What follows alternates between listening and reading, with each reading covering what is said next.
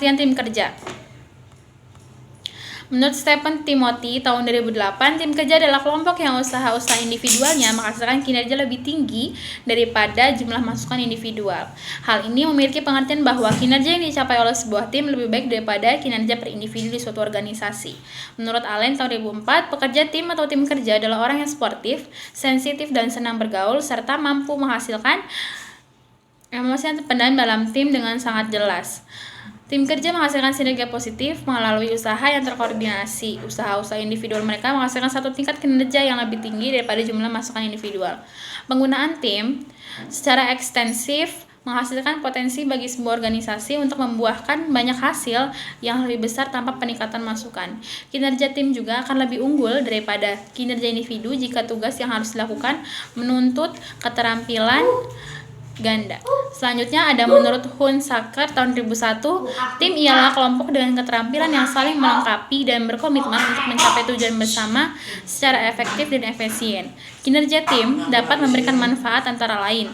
Yang pertama, pekerja menjadi lebih ringan karena dilakukan bersama. Yang kedua, dapat menimbulkan semangat kebersamaan.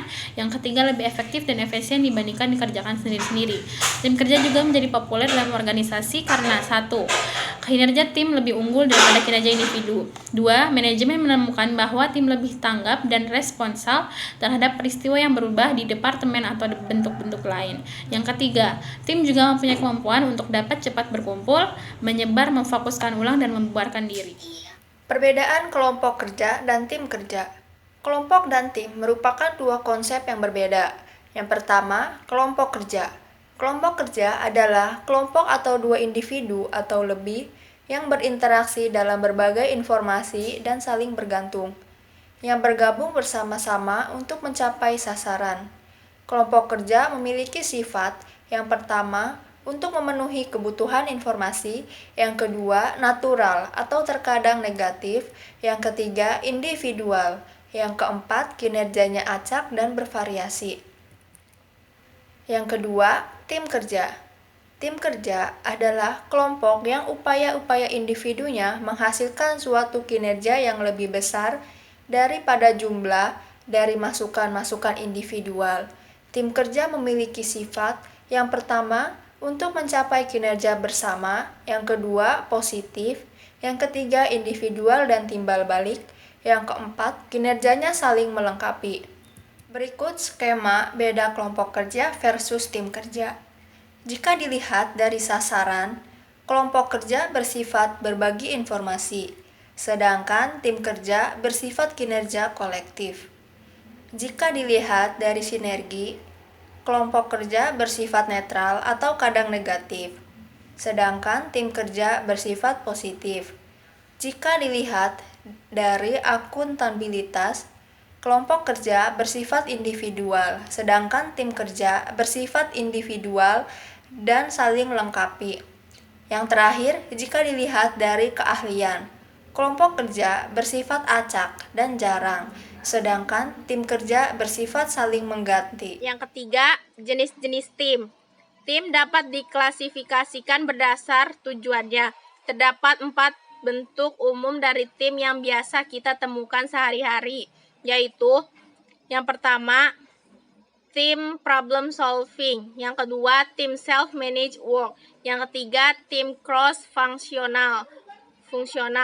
Yang terakhir, yang keempat, tim virtual. Yang pertama, tim pemecah masalah atau problem solving team. Ini mulai populer sejak tahun 1980-an. Bentuk tim awalnya serupa atau satu sama lain. Mereka umumnya terdiri atas 5 hingga 12 pekerja yang dibayar per jam dari departemen yang sama yang saling bertemu sekian jam setiap minggu untuk membahas peningkatan kualitas, efisiensi, dan lingkungan kerja. Dalam tim jenis ini, para anggota saling berbagi gagasan dan menawarkan saran seputar proses dan metode kerja. Seperti apa yang perlu dilakukan agar produktivitas dapat ditingkatkan. Selanjutnya, jarang sekali tim-tim ini diberikan otoritas untuk secara unilateral atau sendirinya menerapkan saran mereka ke dalam tindakan satu tindakan. Satu hal yang dikenal sebagai bentuk tim problem solving adalah lingkaran kualitas. Merupakan tim kerja yang terdiri atas gabungan 8 hingga 10 pekerja dan supervisor yang saling berbagi gagasan wilayah kewenangan dan bertemu secara teratur guna mendiskusikan masalah kualitas pekerjaan mereka, menyelidiki sebab-sebab masalah, dan merekomendasikan penyelesaian. Yang kedua, tim kerja pengelolaan diri, self-managed work. Tim self-managed work umumnya terdiri atas 10 hingga 15 orang yang mengambil alih tanggung jawab dari para supervisor. Tanggung jawab ini termasuk kendali menyeluruh atas kecelakaan kerja, penentuan penilaian pekerjaan, pemecahan masalah organisasi, dan pilihan prosedur pemeriksaan yang dilakukan secara kolektif. Tim ini bahkan memilih sendiri anggotanya. Robbins mencontohkan seperti Xerox, General Motors, Coors Brewing, Pepsi Co, Hewlett Packard, Honeywell, M&M, atau Mars, dan Aetna Life. Sebagai contoh sejumlah nama perusahaan populer yang telah mengimplementasikan konsep tim self-managed work. Perkiraan menyebut sekitar 30 pekerja Amerika Serikat menggunakan bentuk tim, dan di antara firma-firma besar, jumlah tersebut mendekati angka 50%. Yang ketiga, tim kerja pengelolaan diri atau cross-functional team. Menurut Robbins, Custom Research Inc., firma riset pemasaran di Minneapolis, Amerika Serikat, historis telah mengorganisir departemen-departemen yang bersifat fungsional, tetapi manajemen senior menyimpulkan bahwa departemen-departemen tersebut tidak mampu memenuhi kebutuhan yang berubah-ubah dari klien firma. Akibat dari hal tersebut, firma ini menggagas dibentuk satu tim lintas departemen yang bertujuan meningkatkan komunikasi dan penelusuran catatan kerja yang akan membawa pada peningkatan produktivitas dan kepuasan klien. Organisasi ini mencerminkan tim cross-fungsional. Tim ini terdiri atas pekerja-pekerja dari tingkat hierarki yang serupa tetapi beda wilayah pekerjaannya. Mereka bergabung bersama guna menyelesaikan suatu pekerjaan. Robbins menyebutkan banyak organisasi sudah menggunakan tim cross-fungsional seperti ini, semisal IBM membentuk gugus tugas tahun 1960-an yang terdiri atas pekerja lintas departemen dalam perusahaan guna mengembangkan sistem 300 yang terbukti sukses. Gugus tugas tiada lain melainkan tim cross-fungsional yang sifatnya temporer.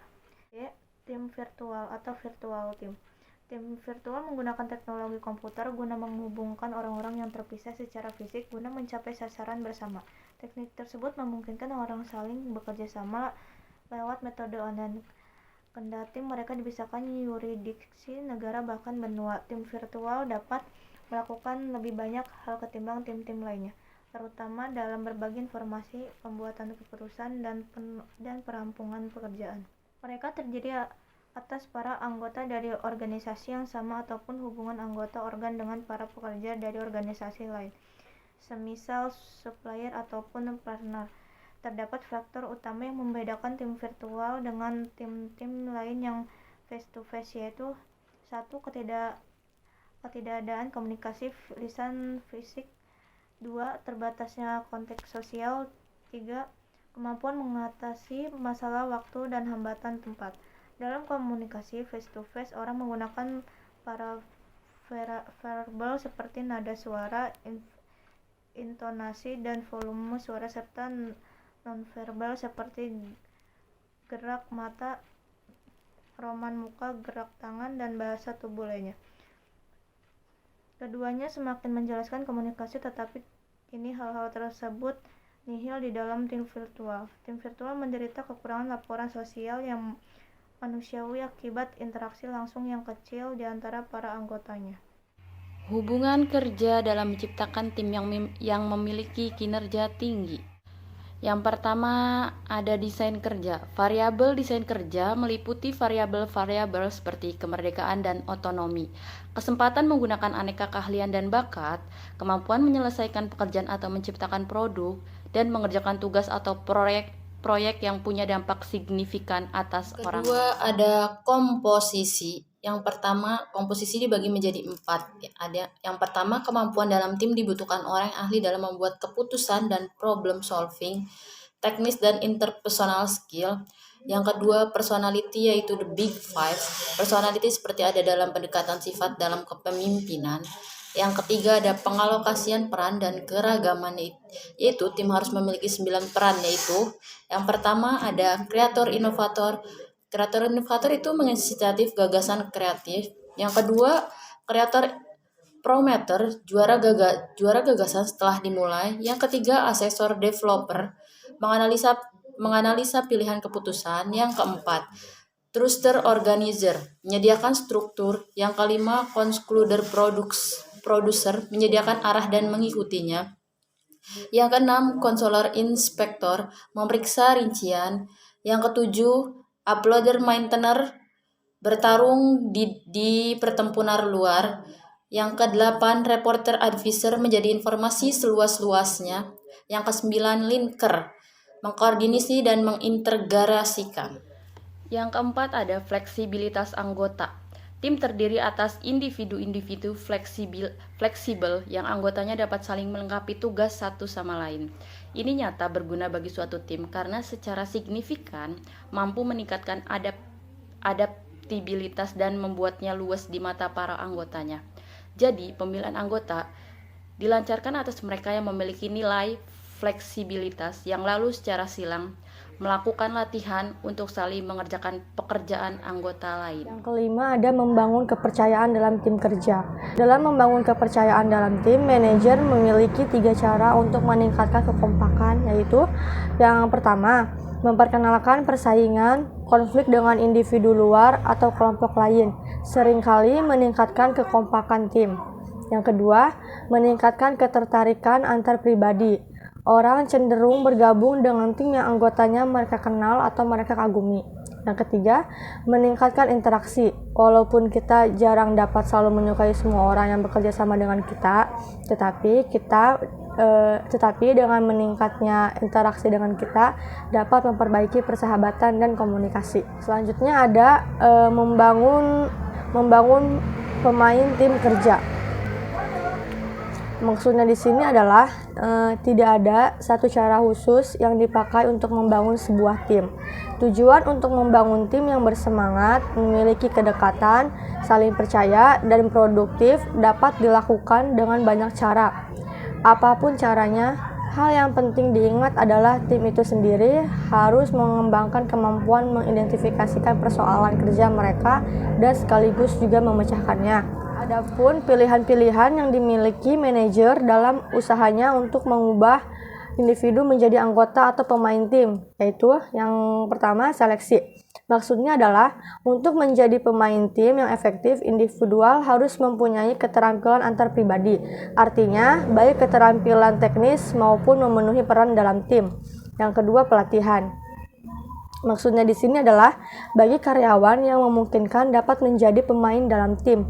Mereka dilatih terutama menyangkut keterampilan tim, pemecahan masalah, komunikasi, perundingan, manajemen pemecahan masalah, komunikasi, perundingan, manajemen konflik. Dan yang terakhir penghargaan. Maksudnya penghargaan di sini adalah sistem penghargaan atau ganjaran perlu diperbaiki untuk mendorong peningkatan kooperatif bukannya untuk kompetitif. Maka dapat disimpulkan bahwa pertama, pemikiran orang banyak akan lebih baik ketimbang pemikiran satu orang saja. Membangun sebuah tim adalah suatu proses memilih, mengembangkan, memberikan kemudahan, dan melatih sebuah kelompok kinerja agar berhasil mencapai tujuan bersama. Yang kedua, kerja tim ialah kerja berkelompok dengan keterampilan yang saling melengkapi untuk mencapai tujuan bersama secara efektif dan efisien. Yang ketiga, tim kerja dalam organisasi ada 4, yaitu yang pertama, tim problem solving, B, tim kerja self-managed, yang C, tim cross-functional, dan yang D, tim virtual. Yang keempat, ciri tim yang berkinerja tinggi yaitu memiliki pertama, tujuan dan misi. Kedua, saling terbuka dan percaya. Yang ketiga, partisipasi dengan sukarela. Yang keempat, menghargai perbedaan. Kelima, upaya memperbaiki diri. Keenam, tanggung jawab. Ketujuh, mengambil keputusan berdasarkan konsensus. Komunikasi, menangani konflik, dan gaya kepemimpinan partisipatif. Lalu kesimpulannya yang kelima, upaya meningkatkan kekompakan tim melalui yang pertama, memperkenalkan persaingan, kedua, meningkatkan ketertarikan, dan yang terakhir, meningkatkan interaksi. Kesimpulan yang keenam, membangun pemain tim kerja melalui yang pertama, penyeleksian, yang kedua, pelatihan, dan yang terakhir, penghargaan.